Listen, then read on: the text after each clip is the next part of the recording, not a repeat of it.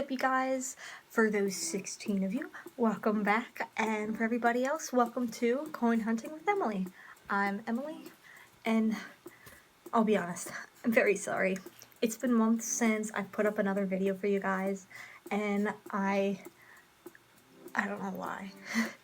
I guess it's a mixture of things for me because I'm back and forth to school, and now because what's happening with COVID and stuff. But I wanted to apologize for not having another video up and not talking to you guys about it. So sorry about that. But now that I've got some time on my hands, I'm going to be posting more often. That's the goal. With that said, I have somewhat of a different video for you guys today. So it's more of an educational video. Have you or a loved one ever wondered, I wonder what the difference is between a coin accumulator, a coin collector, or a coin investor? Well, let's find out. I did a little research, and what I found it from was the book 1 Minute Coin Expert, the 4th edition by Scott A. Travers. It's a very good read, so I hope you guys check it out. I'll post a link in the description to the Amazon book online, and let's get into it. So in page 10, under the section, the coin buyer spectrum, there's a graph that looks a little something like this. And basically, to the left from the right goes accumulator, collector, collector/investor, and then investor. So we'll first start off by talking about a coin accumulator. Alright, so a lot of people in the world have pocket change, but what is the difference between those people who have pocket change and those people who call themselves accumulators? There's a few little things. So it's mostly that people who are accumulators aren't always willing to get rid of those pocket change coins. That's a weird phrase. But that's really self-explanatory as to why they're called accumulators, is they accumulate a bunch of coins. They don't really have them in any specific type of order.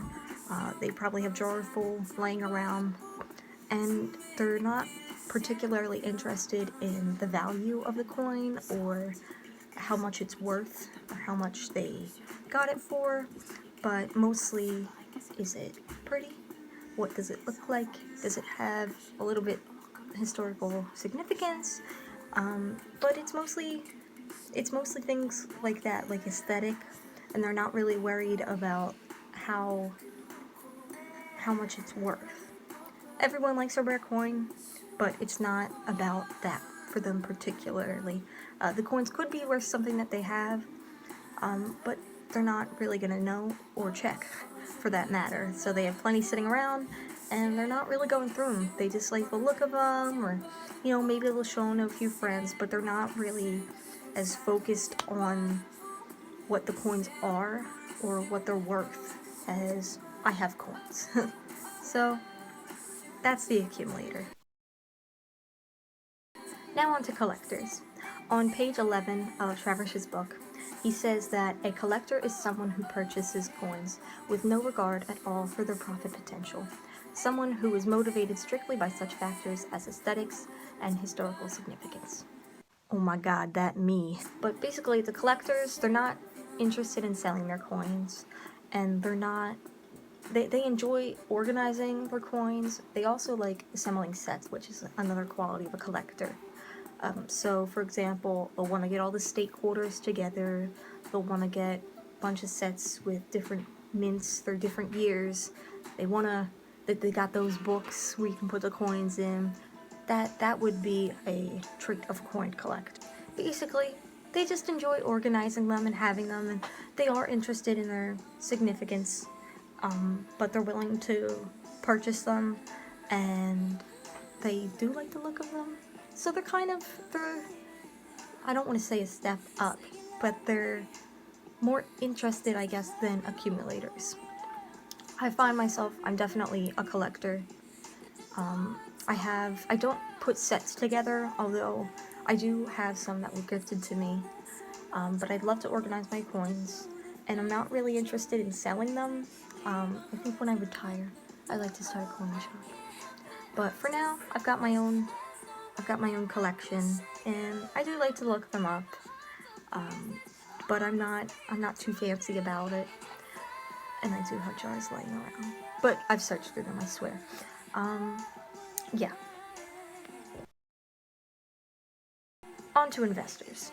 We're going to skip collectors / investors because once I explain investors, it's pretty self-explanatory. It's just somewhere in the middle.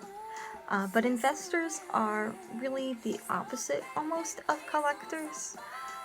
So they're mainly just interested in profits. You'll find investors running their own coin shops when they're mainly worried about making money and selling their coins, as opposed to having their own personal collection.